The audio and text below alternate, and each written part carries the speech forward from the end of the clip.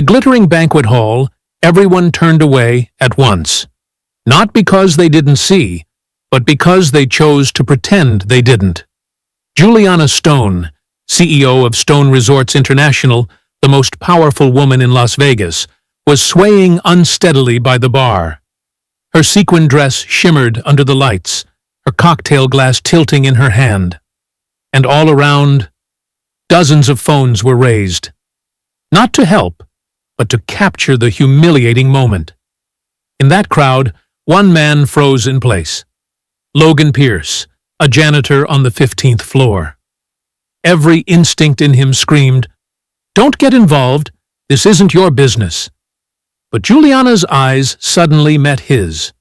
Not the eyes of a powerful CEO, but the eyes of a human being desperate for someone to reach out. And Logan thought of Ava, his 9-year-old daughter, who often asked, "Daddy, if everyone turns away, then who will be the first to step forward?" Logan put down his rag. He walked past the mocking stares, past the murmurs. "What's he trying to do?" Looking for attention? Maya Hassan, a senior executive, even smirked. "Let her handle it herself. Why get involved?" But Logan didn't stop, because that night he had no idea that this seemingly small decision would change both his and his daughter's lives. Not because of money, not because of a title, but because of one important lesson. Sometimes, doing the right thing quietly is when it matters most. Derek Wells, the bartender, looked uneasy as Logan approached Juliana. "Miss Stone," Logan said softly, "let me take you home." Juliana turned her head, her eyes red, struggling to focus on him. "Who are you?" "Logan, janitor on the 15th floor." A pause. Then Juliana smiled, a weary, embarrassed smile. "So the only one who stayed is the one I never once noticed." As Logan guided her out of the hotel, dozens of eyes followed. Some curious, some mocking, the rest busy filming. But none of them knew Juliana Stone was not just a drunk CEO. She carried within her a painful past never revealed. And in Logan's old car, rolling through the neon-lit streets of Las Vegas, she would open up about a father, a janitor, and the reason why she once swore she would never forget her roots, until she herself had. But before that story is told, let's rewind to understand more about the life of Logan and little Ava before that fateful night. If you love stories about fatherhood, kindness, and life's unexpected turns, don't forget to subscribe to True Tale Time so you won't miss a single episode. So, what kind of life did Logan and Ava face before everything changed? And what made an ordinary man become the central figure of this story? 6 o'clock in the morning in Las Vegas. While most of the city was still asleep after its dazzling nights of parties, Logan Pierce had already been up since 5. Not because he liked waking up early, but because it was the only way to prepare breakfast for his daughter before heading to his shift. The father and daughter lived in a small apartment in the old downtown area, a place where ambulance sirens echoed through the night, where the air conditioner rattled as if it could break down at any moment. Simple as it was still the only home they had left. In the bathroom, Logan looked into the mirror. A 42-year-old man with graying hair, the wrinkles at the corners of his eyes deeper than the year before. On the shelf, a small photo frame sat neatly. The only remaining picture of Sarah, his wife who had passed away from cancer 3 years ago. He remembered vividly those final nights in the hospital, when Sarah held his hand and whispered, "Promise me, Logan. Let Ava see that no matter how harsh life gets, kindness is always the most important thing." He had promised. But 3 years later, sometimes Logan wondered if he still had the strength to keep that promise, when, in order to raise his daughter, he had sacrificed almost everything, even himself. A clear little voice called from the bedroom, "Daddy, are you making pancakes?" Ava's voice was as sweet as the morning sun. Logan quickly wiped away the tear he hadn't realized had fallen, then smiled and replied, "Of course, Princess." "Daddy's making them now." Ava ran out, her hair still messy, wearing purple pajamas with unicorn prints. 9 years old, yet her bright eyes seemed to be observing the whole world. She hopped onto a chair, rested her chin in her hands, and studied her father seriously. "Daddy, you didn't sleep enough, did you?" Logan froze. "How do you know?" "Because you have dark circles, and when you smile, your eyes don't smile with you." Logan set down the steaming pancakes on the table and sat across from her. "You're too smart for your own good." Ava shrugged. "I learned it from you. You also pretend you're fine, but really, you're very tired." He fell silent. Sometimes, this 9-year-old understood him better than he understood himself. "Daddy," Ava tilted her head, her voice gentle. "Today is the day you go to the party, right?" "Yeah, but I don't really want to go." "Why not?" "Because I don't belong there. I'm just a janitor." Ava softly placed her small hand on his. "What did Mommy used to tell me, Daddy?" She said, "No one is ever just something. Everyone matters." Sarah's words seemed to echo again through their daughter's voice. Logan swallowed hard, trying to hold back his emotions. "Yeah, your mom said that." "Then you have to go. Maybe you'll meet someone important, or maybe you'll do something important." Logan let out a small, weary laugh. "You sound like a prophet for a 9-year-old." Ava shook her head seriously. "I'm not a prophet, but I know if you keep avoiding everything, you'll never see the good things waiting ahead." He gazed at his daughter silently. 9 years old, but sometimes Ava felt like an old soul who had lived 100 years. "All right," he sighed. "I'll go." But only for an hour. Ava squealed with delight. "Yes, and make sure to dress nicely. Mommy used to say you were really handsome." That evening, Logan stood before his closet, choosing the only decent shirt he had left. He thought of Sarah, of the promise he had made to his wife, of how Ava had to grow up without her mother's touch. A single father working 12 hours a day. Was that good enough? He fastened the navy blue tie Ava had given him, telling himself, "Just 1 hour, then home." But Logan had no idea. That single hour would change his entire life. Stone Resorts International. Rooftop. Rooftop party. If you've never been to Las Vegas, it's hard to imagine such a sight. White string lights stretched across, glittering like a galaxy in the night sky. A long bar covered in glossy black marble. A DJ mixing electronic beats, creating an atmosphere both vibrant and luxurious. And in the distance, the full view of the Las Vegas Strip glowing, casino towers blazing like volcanoes of light. In that scene, Logan Pierce walked in. It felt like stepping into another world. A world of $2,000 suits, handcrafted Italian leather shoes, and confident laughter from people born to be familiar with power. And him? A discounted shirt from Target, slacks 3 years old, and worn-out leather shoes polished until the soles were nearly gone. "Pierce, you made it!" a familiar voice called out. Marcus Reed, a colleague from the cleaning department, waved him over. About 55, Mexican, who had worked at Stone Resorts for 12 years. The only person in the company Logan could call a friend. "What are you doing here, too?" Logan walked over. Marcus shrugged with a wry smile. "Mandatory," HR said, encouraging all employees to attend to build company culture. "But just look around. How many here look like us?" Logan glanced around. He was right. Among more than 200 guests, only 5 or 6 were dressed simply. The rest belonged to another world, where power and money determined one's place. Marcus poured Logan a glass of soda and warned, "Stay away from alcohol. Embarrassing yourself would be trouble." Logan smiled faintly. "Don't worry. That's not my habit." The two stood in the corner, watching the crowd like outsiders.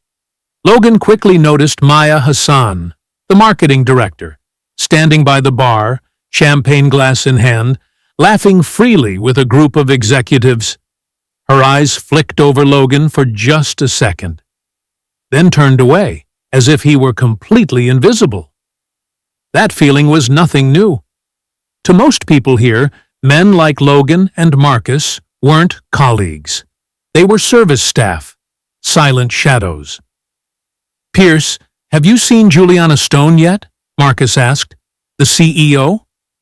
"No, I heard she's coming tonight. First time in 3 years. She rarely shows up at these." Logan nodded. "I only know her face from the website." Marcus chuckled. "You know, she became CEO at 35. Took a small casino and turned Stone Resorts into the third largest resort chain in Las Vegas. They call her the Ice Queen. No one's ever seen her truly smile." Logan looked toward the main entrance. The Ice Queen. He suddenly wondered, had anyone ever asked why a woman would hide her smile so completely? And then she appeared. Juliana Stone, entering like a cold wind. Black hair cascading down, a silver sequin dress hugging her figure, blood-red high heels. The entire room fell silent for a moment. Then thunderous applause erupted. Juliana smiled, a perfect, polite smile, but one that never reached her eyes. She raised her hand in greeting. "Thank you all for coming. Please enjoy the evening." With that, she strode straight to the bar. Marcus whispered, "Look, the Ice Queen has arrived." But in Logan's eyes, she wasn't a cold queen. All he saw was a woman trying desperately to hold on to a flawless mask. An hour passed. Logan was still standing in the corner with Marcus, slowly sipping a soda that had long gone flat. On the party floor, the executives were still chatting and laughing, each trying to get closer to Juliana Stone as if she were a living treasure. But something wasn't right. Juliana had drained her third cocktail, then a fourth. The fifth glass landed on the bar with such force that liquid spilled over the rim. Derek Wells, the bartender, frowned slightly, but when Juliana motioned, he still poured another. Nearby, Maya Hassan tilted her head and sneered to another director. "Look at that! The Ice Queen seems to be melting tonight." Laughter rippled out. Logan only frowned silently. By 9:30, Juliana left her bar stool. Her steps wavered, her red heels clipped the leg of a table, and she nearly fell. She clutched the edge of the table, burst out laughing, not a joyful laugh, but an empty, harsh sound, like a mask cracking. "I'm fine," she slurred, trying to drown out the attention. "What are you all worried about? I'm still the CEO. I still control everything." No one responded. The entire room simply watched. Tiffany Nguyen, the young receptionist, whispered to an executive beside her, "Should we call a car for her?" The man shook his head firmly. "Don't get involved. Let her handle it." And then, phones came out all at once. At least 5 cameras aimed at Juliana. No one called a car. No one reached out. They only wanted to record. "Oh my God, look at this!" A woman's voice chuckled. "The CEO drunk like this. It'll go viral for sure." "Where to post it?" a man asked. "Not sure. But save it. It might come in handy." Marcus stood next to Logan, his voice heavy. "Pierce, I don't like this." Neither did Logan. Before him, Juliana Stone, the most powerful CEO, was no longer the untouchable, icy figure. Tonight, she was just a drunk woman, abandoned in the very crowd that cheered her every day. Juliana dropped into a chair, covering her face with her hands. Her shoulders trembled. It wasn't clear if she was crying, but the way she hung her head, the way her body folded in on itself, this was no longer alcohol. This was collapse. Maya Hassan stepped forward, her voice laced with forced concern. "Ms. Stone, do you want us to call someone?" Juliana lifted her head, her eyes bloodshot. "Call who? My brother? The one who hasn't spoken to me in 3 years? Or my friends? Those people who only call when they need money?" Her voice cracked, trembling. Or call my father? Oh, right, he's dead. 10 years. 10 years, and I never even got to say sorry. A short, bitter laugh burst out, half pain, half self-mockery. Maya faltered, stepping back awkwardly. I just wanted to help." "Help?" Juliana snapped, narrowing her eyes. "You're recording me, aren't you?" "I see the phone in your pocket." Maya froze, her face drained of color. The entire room sank into heavy silence. Then, one by one, people began to slip away. Some stepped out to the balcony, others melted into the crowd. No one wanted to be caught in the scene of the Ice Queen melting right before their eyes. Marcus sighed, whispering, "Pierce, we should go." "This isn't our business." Logan nodded faintly, but his feet didn't move. All he saw was Juliana, the woman once a symbol of power, now sitting alone, shoulders slumped like an abandoned child. In his mind flickered the image of Ava, and Sarah's whisper from years ago. Kindness is the most important thing. If one day Ava were in this situation, would he want the world to turn its back on his daughter? Logan set his soda down on the table. "Marcus, I'm going to stay a while." Marcus looked at him in surprise. "What are you planning to do?" "The right thing." He walked toward Juliana Stone. With each step, he felt the eyes of the entire room pressing against his back. Whispers spread. "What's he doing?" "Who is that?" "Oh, the janitor." "Really?" Trying to be a hero? Logan didn't care. In his mind, only Ava's voice echoed, "Daddy, if someone needs help and no one helps, then who will be the first?" And at that very moment, Logan decided the first would be him. "Miss Stone?" Logan's voice broke through the heavy air. Juliana lifted her head. Her eyes were bloodshot, her gaze unfocused as she tried to concentrate. Who are you?" "Logan Pierce, ma'am.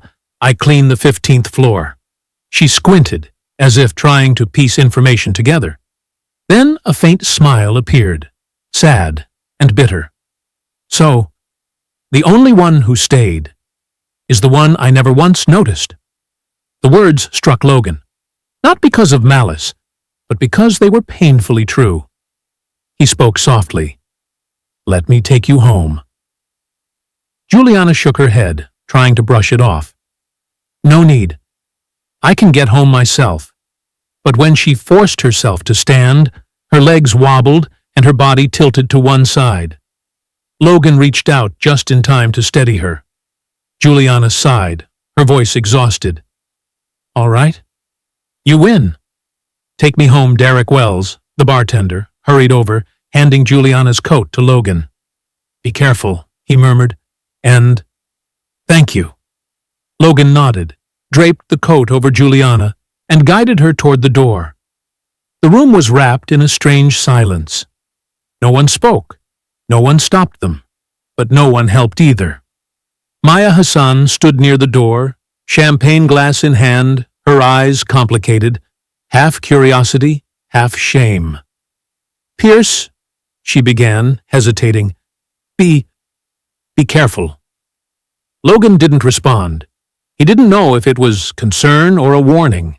His old sedan was parked at the farthest corner of the lot, the section for low-level employees. A 2008 Honda Civic, its paint faded, the right taillight cracked, the driver's seat torn and patched with tape. When Logan opened the door, Juliana paused for a moment. Her eyes swept over the worn interior, then back at him.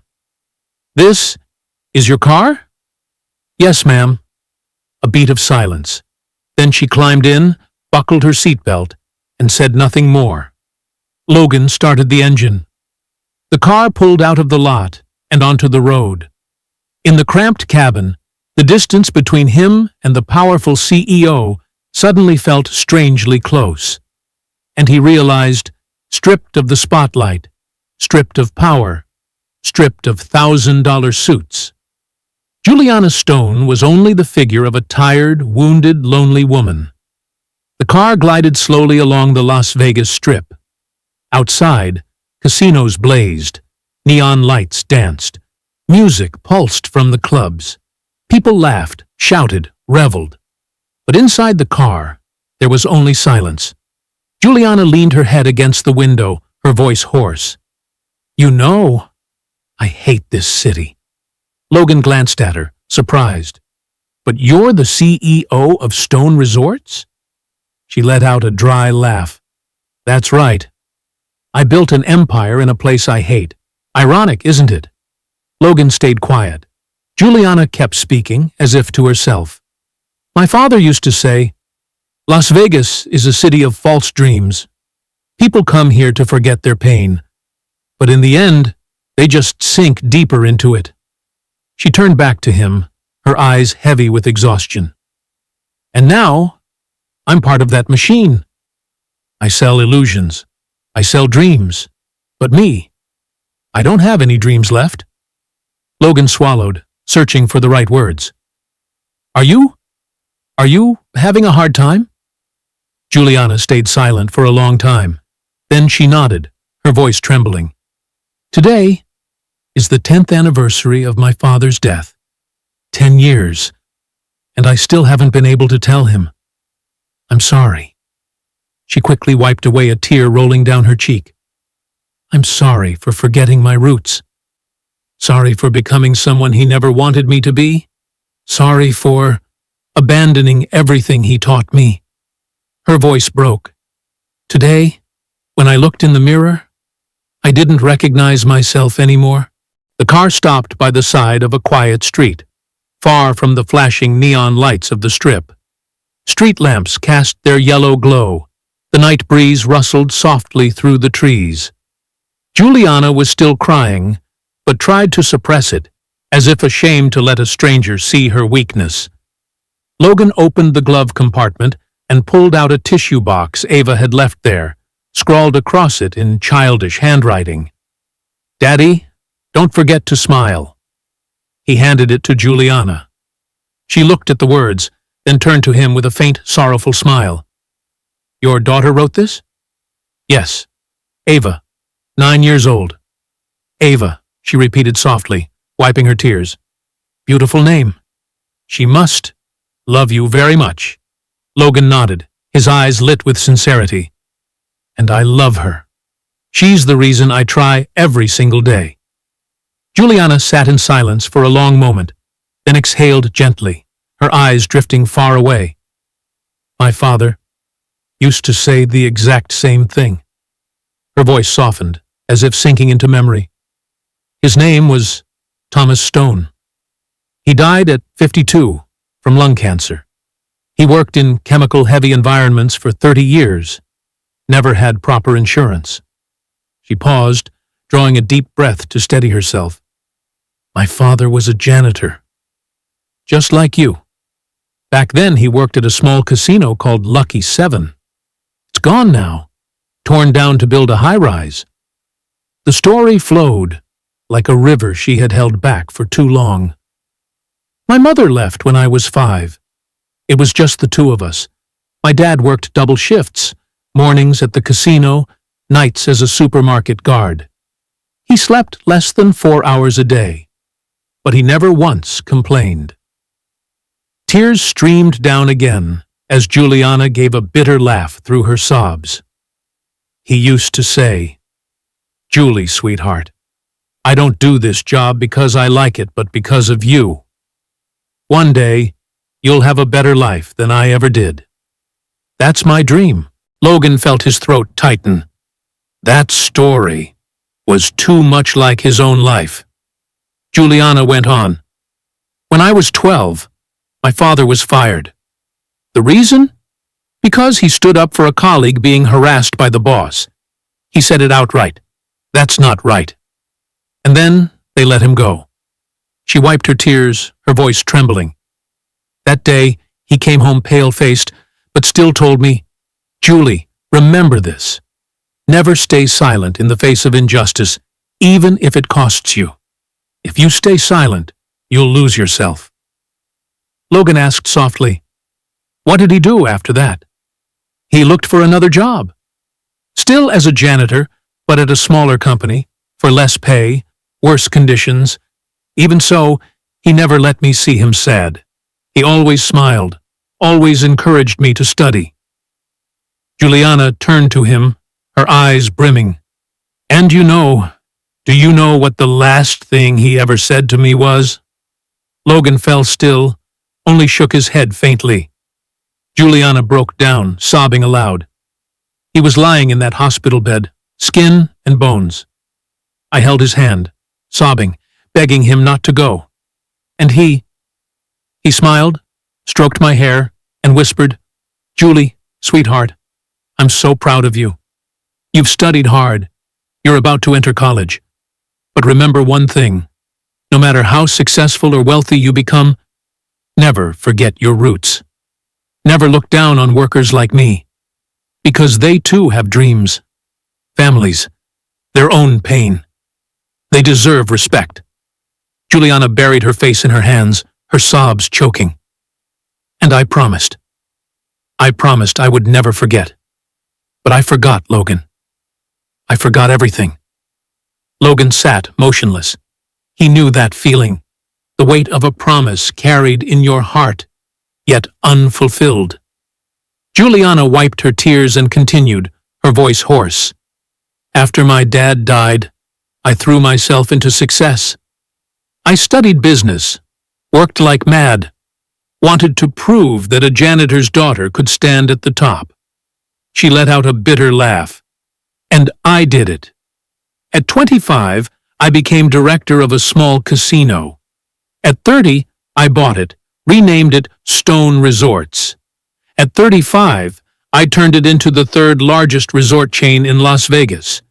She bit her lip, her voice breaking.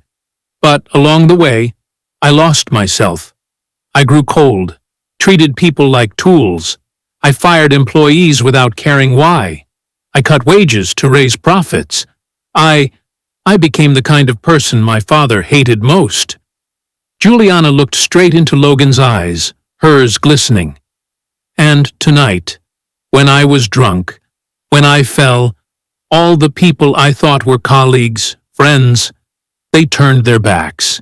They filmed me, mocked me. No one helped. She clutched Logan's hand, trembling. But you, a man I never once noticed, a man I dismissed as just a janitor, you were the only one who stepped forward. And in that moment, I saw my father in you. I saw the kindness I lost. I saw the person I was meant to be. She sobbed, whispering, Thank you, Logan. Thank you for reminding me who I used to be. Logan held her hand firmly, his voice earnest. You don't need to thank me. I only did what anyone should do. Help when someone needs it. Juliana shook her head, tears falling. No, Logan. Not everyone would do that. Tonight proved it. She turned back to the window, her voice lowering. You have a daughter. You're raising her on your own, just like my father. And I know you're fighting every day to give Ava a better life. She turned back again, and for the first time that night, she truly smiled. A gentle smile. And you're different from my father in one way. You still have time. Time for Ava to grow up proud that her father is a good man. Time for you not to regret. Juliana's eyes shone through the glimmer of her tears. And so do I. I still have time to change. to become the person my father always wanted me to be. 5 o'clock the next morning.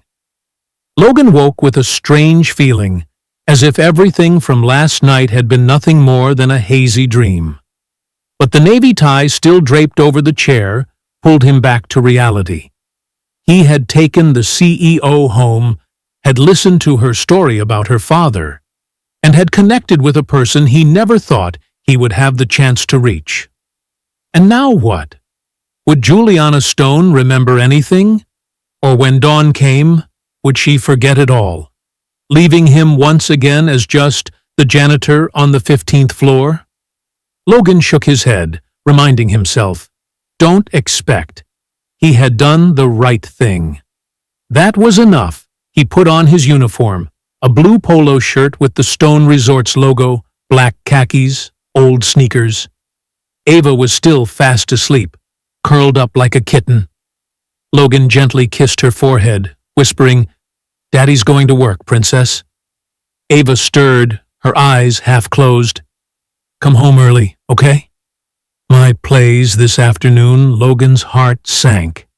He had nearly forgotten. Today, Ava was performing in the school play, as a little princess, something she had practiced for weeks. "I'll be back early," he promised.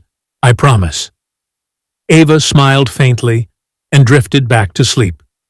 Logan knew his long shift could make that promise fragile, but he would try. He had to try. 6 a.m., Logan entered Stone Resorts through the back entrance for service staff, swiped his card, and rode the freight elevator to the 15th floor. The hallway was empty, the familiar scent of cleaning chemicals in the air, the hum of a vacuum echoing from somewhere down the corridor. He pushed his supply cart and got to work, mopping floors, wiping windows, emptying trash bins, checking restrooms, the repetitive jobs no one ever noticed. But today, it felt different. Everything seemed to carry more weight. He remembered Juliana's story, remembered Thomas Stone, a father who had done the same work with pride, not because it was glamorous, but because it was how he provided for his child. So do I, Logan thought. I work for Ava. And that's something to be proud of. 8 a.m. Logan was cleaning a window when he overheard murmurs near the elevator. Two office employees, a man and a woman, coffee cups in hand, speaking in hushed tones. "Did you hear about last night?" the woman asked. "The CEO being drunk?" "Yeah, heard it. It's viral now. Someone posted it in the internal group chat. Oh God, bad one. But I heard someone took her home." "Who? Who'd be stupid enough to get involved?" "Not sure. Just heard. It was a janitor." The man let out a sharp laugh. "Seriously?" Probably thought that'd get him a promotion. Logan's hand froze on the glass. Not because they mentioned him, but because they assumed kindness always came with ulterior motives. He turned away, intending to slip off quietly. The woman spoke again. "That's not fair." Maybe he just wanted to help? Help? Around here, nobody helps without expecting something. So what do you believe in, then? There's no kindness left? The man fell silent, then sighed. Kindness is a luxury here. People only care about titles, salaries, who climbs higher. The woman didn't reply. Logan walked away, his chest heavy. Even when you do the right thing, some will twist it. But he had no regrets. He did it for himself, for Ava, for the promise he made Sarah. 9:30. His phone buzzed, a message from an unknown number. "Mr. Pierce, this is Tiffany Nguyen, assistant to Miss Stone. Miss Stone would like to see you in her office at 10 o'clock. Please arrange accordingly." Logan's heart pounded. He read it 3 times. "See you in the office." What did that mean? A thank you? A warning? Or worse, a dismissal for crossing the line? Marcus passed by and saw Logan's pale face. "Pierce, you okay?" I've been summoned to the CEO's office." "God, Because of last night? Logan nodded. Marcus patted his shoulder. Whatever happens, you did the right thing. Don't regret it. The elevator carried Logan up to the 30th floor, the executive floor, a place people like him almost never set foot. The doors opened. The hallway gleamed bright, white marble floors polished like glass, walls of windows revealing the Las Vegas skyline, expensive art lining the walls. Tiffany Nguyen, the young receptionist with long black hair and a practiced smile, stood as he approached. Mr. Pierce? Yes? Ms. Stone is expecting you. Please, go in. She gestured toward the large wooden door at the end of the hall, the brass nameplate engraved, Juliana Stone, CEO. Logan drew a deep breath and walked toward the door of fate. Juliana's office wasn't just spacious. It was like its own world. Walnut floors, glass walls opening to a full view of the Strip, a sleek black granite desk, a ceiling-high bookshelf packed with volumes on business, art, and philosophy. On the wall hung a framed photo, a dark-skinned man in a worker's uniform smiling beside a little black-haired girl, Thomas Stone and Juliana. Logan stared at the photo, time seeming to stand still. That's the only picture I still have of my father. Juliana's voice came from behind him. Logan turned. She stood there, not in her familiar power suit, but in a simple white blouse, black slacks, her hair tied neatly back. No heavy makeup, no glittering jewelry. She looked more real, more human. Her eyes still bore the faint redness of someone who had cried. Mr. Pierce, she said softly, please sit. Logan lowered himself into the leather chair opposite her, unease still stirring inside him. Juliana sat as well, studying him in silence for a long while before speaking. First of all, I owe you an apology. Logan blinked. An apology? To me? Juliana nodded. An apology for what happened last night. An apology for letting you see me in that state. And an apology because, in the 3 years you've worked here, I've never truly seen you.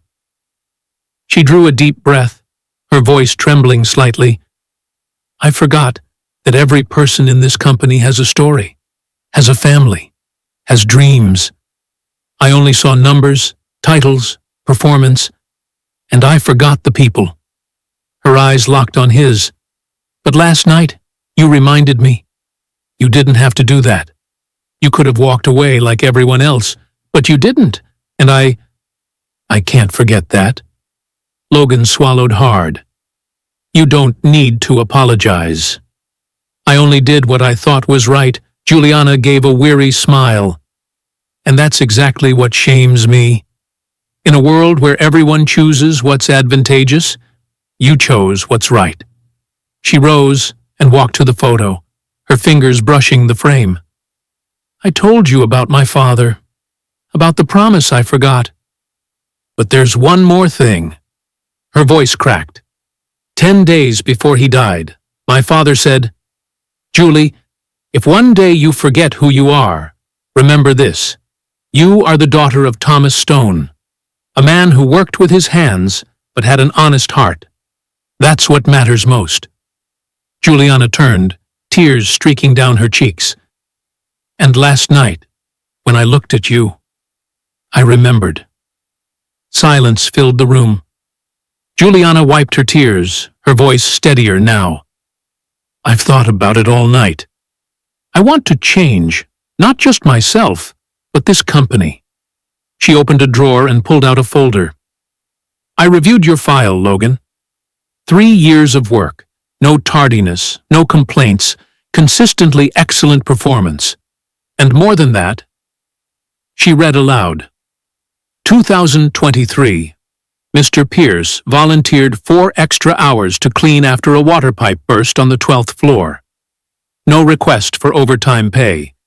2024. Mr. Pierce supported his older colleague, Mr. Marcus Reed, when he injured his back. Volunteered to cover his shifts for 2 weeks. Juliana looked up. You are exactly the kind of person this company needs. And I never saw it. She set the file down, her voice growing firm. Logan, I can't make up for the last 3 years. But I can change the future. She produced an envelope. This is an official offer. Director of Facilities Management. Salary $75,000 a year. Full benefits. Health insurance for you and Ava. Dental, retirement plan. Hours 8 to 5, Monday through Friday. No night shifts, no weekends. Logan sat frozen. Juliana continued. And beyond that, you'll have the authority to establish a new department, Department of Employee Welfare, to take care of the service staff, so they're no longer invisible. She stood, extended her hand. Logan Pierce, will you accept? Logan looked at Juliana's outstretched hand, then let his eyes fall to the envelope she was holding. $75,000 a year. That figure was twice his current income. Enough so Ava wouldn't have to wear second-hand clothes. Enough so he wouldn't live each month in fear of the electric bill. Enough for them to live, not just survive. But another voice echoed in his head. What will they say about you? He glanced at the door, imagining the whispers. He took advantage of her when she was drunk. Put on a show to get promoted. A director? He's just a janitor. His throat tightened, his voice trembling slightly. Miss Stone, I don't know if I deserve this. Juliana lowered her hand, her eyes warm but resolute. You're worried about what people will think, aren't you? Logan nodded honestly. Last night I already heard the whispers. They think I helped you because I had an agenda. If I accept this job, they'll believe it even more. Juliana was quiet for a moment, then walked back to her desk and picked up a remote. Let me show you something. The large screen on the wall lit up. A video played, security footage from the rooftop party the night before. The recording ran. Logan saw himself standing in the corner with Marcus, saw Juliana sitting alone at the bar, the crowd dispersing one by one. The camera captured the moment he hesitated, looked toward the exit, then turned back toward Juliana. The decisive moment. He set his soda down, stepped toward her, caught her as she staggered, and guided her through the crowd, without looking at anyone, without caring about their stares. Juliana switched off the video and turned to him. Do you see? In that moment, you weren't thinking of gain, or of what people would say. You only thought that someone needed help. She stepped closer. And that's why I believe you deserve this. Not because you helped me, but because you have something many here have lost. Compassion. Juliana sat beside him, not as a CEO behind a desk, but like a confidant. Logan, I understand your fear and I don't blame you. But let me tell you something. She looked directly into his eyes. My father was mocked for being a janitor. People said he had no education, no future. And he told me, they can laugh at my job, but they cannot laugh at how I do it. I work with pride, with dedication, and with a true heart. That's something no one can take away. Juliana gave a small smile. You're the same, Logan. People can say whatever they want, but they cannot deny your dedication and your heart. Logan's throat tightened. For the first time, besides Ava and Sarah, someone truly saw him. But, Ms. Stone, he rasped, I don't have a degree. I've never managed anyone. I don't know if I can do this. Juliana shook her head. Degrees can be earned, management skills can be trained. Character cannot be taught. She laid a hand on his shoulder. And you already have the most important thing. You understand what it's like for the workers who keep this place running. You won't forget them, as I once did, She rose, extending her hand once more. So, this time, will you accept? Logan looked at that hand, then lifted his eyes to the face that was no longer cold, but filled with warmth. He thought of Ava, of the promise he had made Sarah, of wanting to give his daughter a better life. He thought of Thomas Stone, the man who had worked his whole life just so his daughter could have a future. "If I take this job," he said, his voice still shaky but resolute, "I promise. I will never forget where I came from. I will never forget the people like me." Juliana smiled, the most genuine smile of that long night. "That is exactly why I chose you." Logan stood, took her hand. "I accept." Juliana smiled through glistening eyes. "Welcome to your new role, Director Pierce." And in that moment, Logan understood. Sometimes doing the right thing doesn't just change someone else's life. It changes your own. News spread like wildfire. Less than 2 hours after Logan left Juliana's office, Stone Resorts was buzzing. Logan Pierce, the janitor, has just been appointed Director of Facilities Management. Walking through the 15th floor hallway, he could feel the eyes on him, cold as blades. Marcus rushed over, wrapping him in a hug, his voice bursting with excitement. "Pierce, you did it. I'm so proud of you." But not everyone shared Marcus's joy. In the corner, 2 accountants whispered, glancing at him from time to time. A security guard passing by shook his head, muttering under his breath, "Lucky bastard."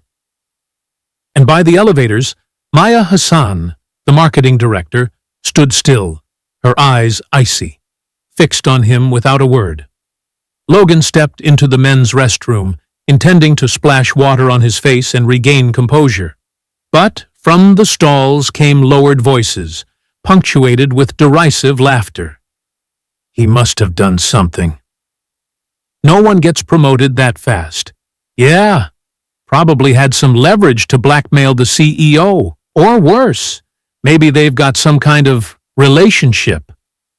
Logan froze, hands gripping the sink. Each word was like a knife twisting deeper. He wanted to confront them, to shout back.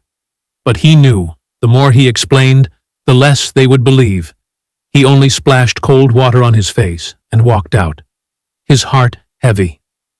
Day 1, and already like this. That afternoon, Logan's inbox pinged with an email from Samuel Brooks, Director of Human Resources.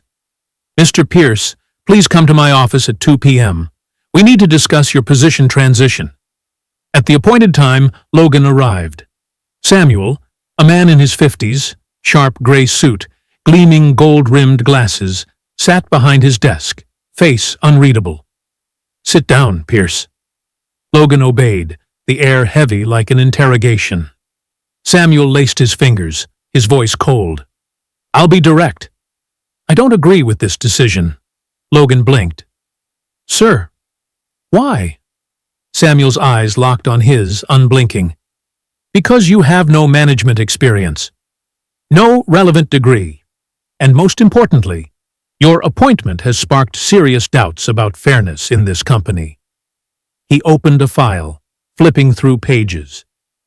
"In the past 3 hours alone, I've received 7 complaint emails from senior and mid-level staff alike. They all believe your promotion is completely illegitimate." He paused, his tone lowering. "And frankly, Pierce, I share the same question. Why did Ms. Stone choose you? What exactly happened last night?" The words struck Logan like a slap. Not because they were false, but because, logically, they made sense. If he were an outsider, perhaps he would have thought the same. Logan drew a deep breath, forcing calm into his voice. "Mr. Brooks, I understand the suspicion. And I don't blame anyone. But I assure you, I did nothing wrong. I only helped someone when they needed it. Ms. Stone. She saw something in me, something I never saw in myself." Samuel leaned back, his face still carved from stone. Nice words, Pierce. But in the corporate world, words hold no weight. Only actions prove anything. He rose, snapping the file shut.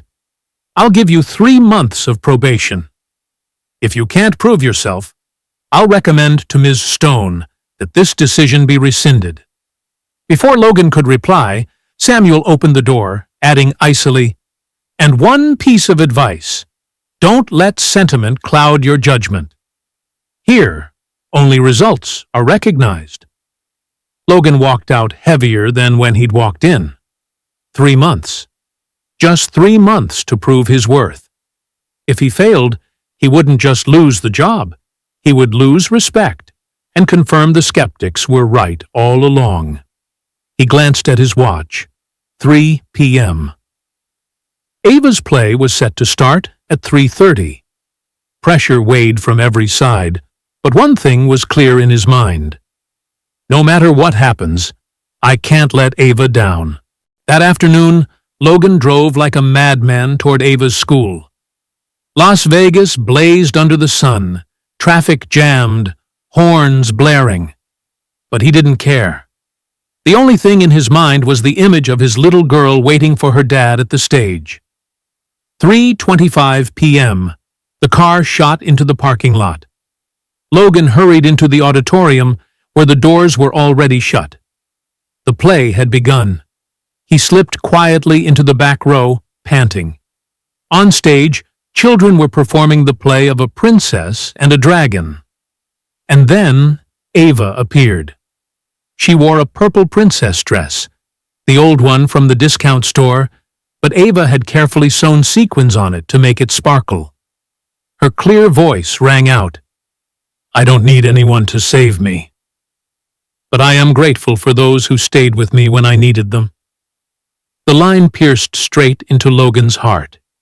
He watched his daughter smiling brightly on stage, completely unaware that her father sat silently in the dark, tears streaming down his face. In that moment, he understood. Everything he did wasn't for money, wasn't for a title, wasn't to prove anything to anyone. It was so Ava could stand there, confident, happy, without worrying whether her dad could pay her tuition tomorrow. When the play ended, the audience erupted in applause. Ava bowed, her eyes scanning the hall, and then she saw Logan. Her face lit up, her small hands waving high, her lips mouthing, "Daddy." He waved back, smiling through tears. After the performance, Ava ran out and leapt into his arms. "Daddy, you came!" "I thought you wouldn't make it." Logan hugged her tightly. "I promised, didn't I? I'll never let you down." Ava tilted her head, eyes glistening. "Daddy, are you crying?" "No." Logan wiped his eyes, smiling. "It's just, I'm so proud of you." Ava beamed. "I'm proud of you too. When did you come?" "From the start." "I saw everything." She hugged him tight, whispering, "You're the best daddy in the world." And Logan knew, no matter how many doubts swirled outside, this moment alone was enough to keep him standing firm. On the way home, Ava chirped, "Daddy, did something good happen to you today?" Logan smiled. "Yes. I have good news for you." "What is it?" I got a promotion." Ava's eyes went wide. "Really? Promoted to what?" "Director. Director of Facilities Management." She bounced on her seat. "Oh my gosh! I knew it. I told you to go to that party, and you'd meet someone important." Logan chuckled. "Yeah, you were right. I did. Her name is Miss Stone." "Is she nice, Daddy?" He paused, thinking of Juliana, her story, her pain, and her resolve to change. She lost herself once, but now she's trying to come back. Ava was quiet for a moment, then asked, "Daddy, why do you always help people, even when they're not your friends?" The question caught Logan off guard. He drove a little farther, thinking, then answered, "Because your mom taught me something. In this life, we'll meet many people. Some will help us, some will hurt us. But what matters isn't how they treat us. It's how we treat them. He glanced at his daughter in the rear-view mirror. Because in the end, when we look back, we won't remember what we had.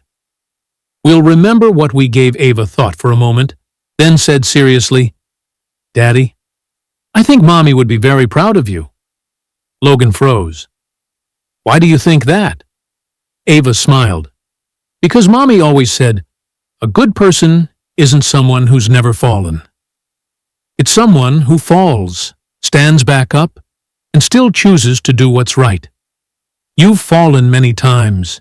When Mommy died, when you had to work double shifts, when you were tired but still played with me. But you never gave up. You're still good. Tears welled again. Logan had to pull over, unable to see the road. Ava grew worried. Daddy, what's wrong? He hugged her tightly, his voice breaking.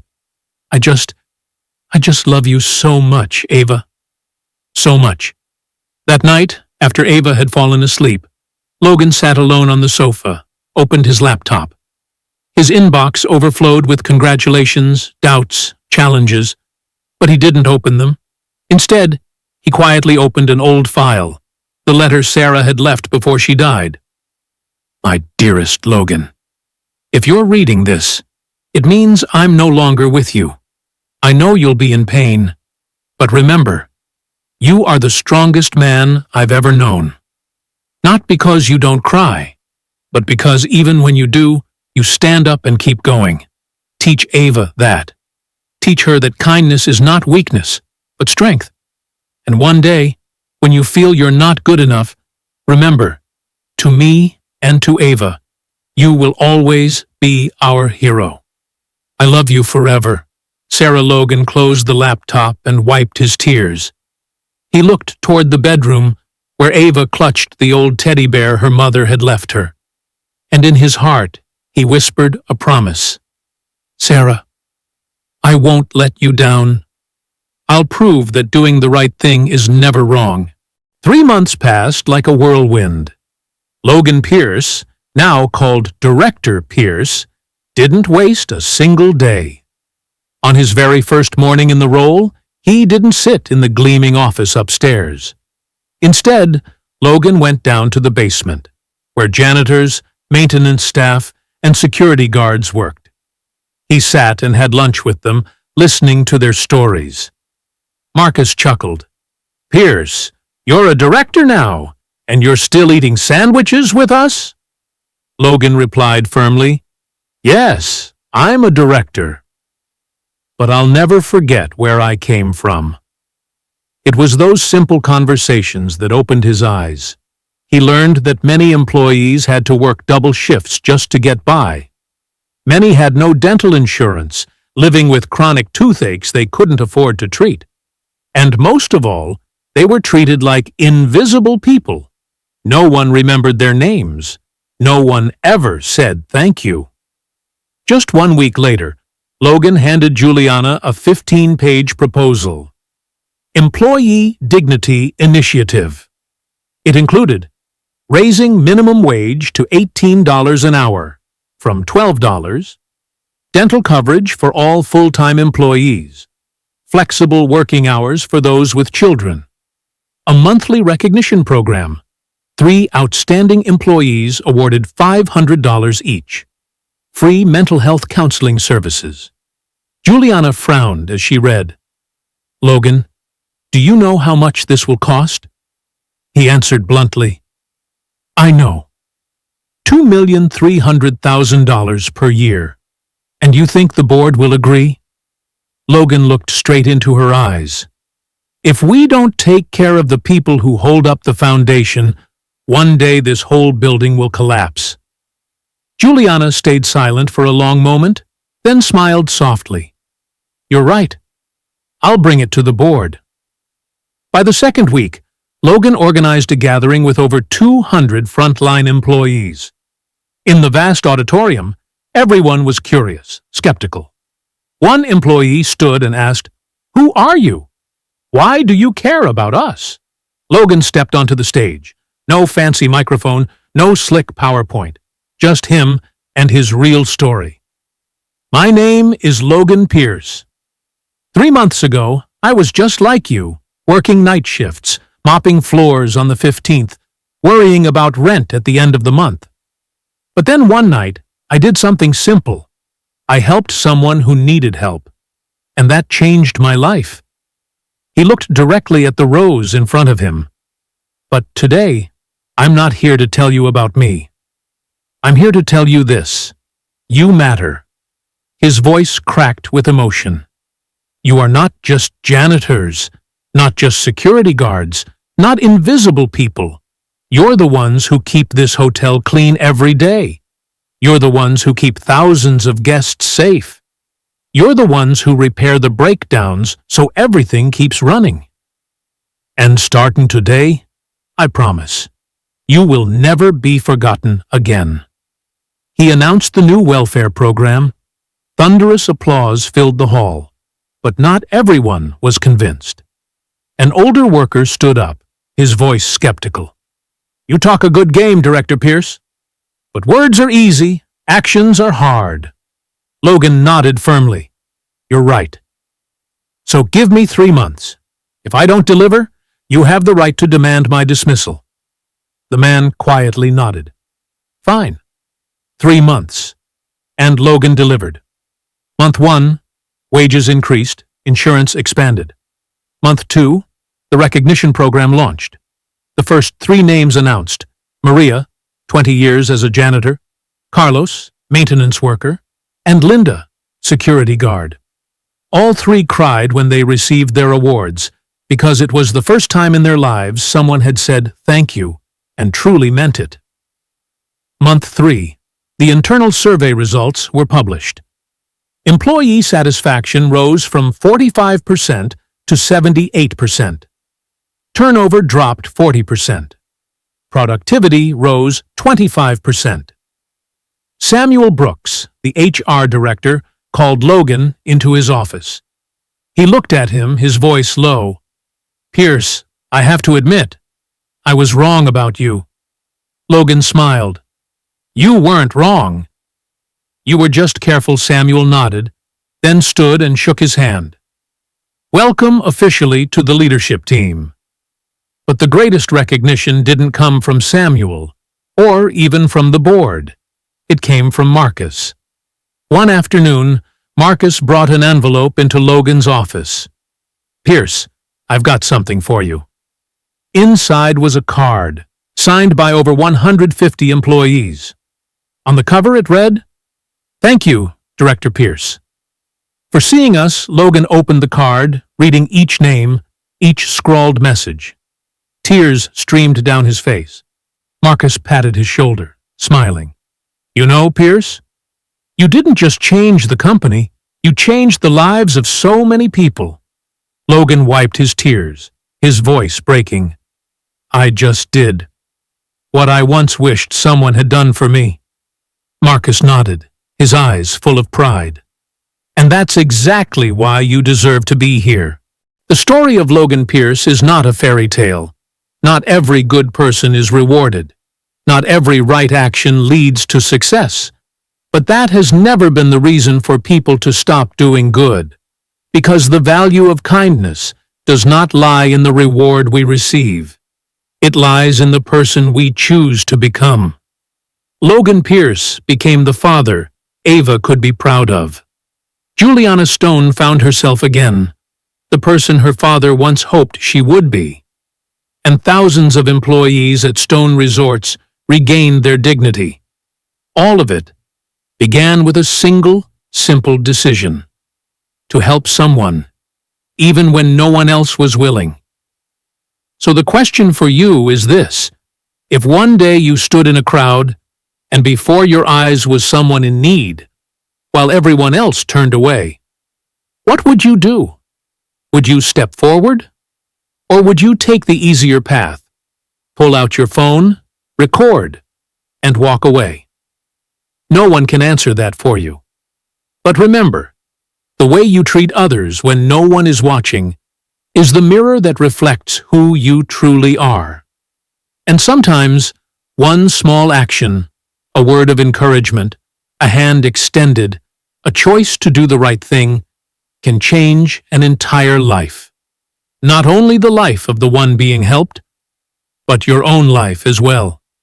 As Sarah once said, kindness is not weakness. Kindness is strength. And as Thomas Stone taught his daughter, never forget your roots. Never look down on those who work with their hands, because they too have dreams, have families, have their own pain, and they deserve respect. This is the story of Logan Pierce, a single father, a janitor, an ordinary man who chose to do something extraordinary. And you? What story will you write for yourself? If this story touched you, leave a comment below. Which part of Logan and Ava's journey made you think the most? Have you ever witnessed a small act that led to a great change? Don't forget to hit like to share this story with more people. And if you want to keep journeying with us, subscribe to True Tale Time, where every day we tell stories of justice, kindness, and the price of consequence. Because, as you've just seen, doing the right thing is never wrong.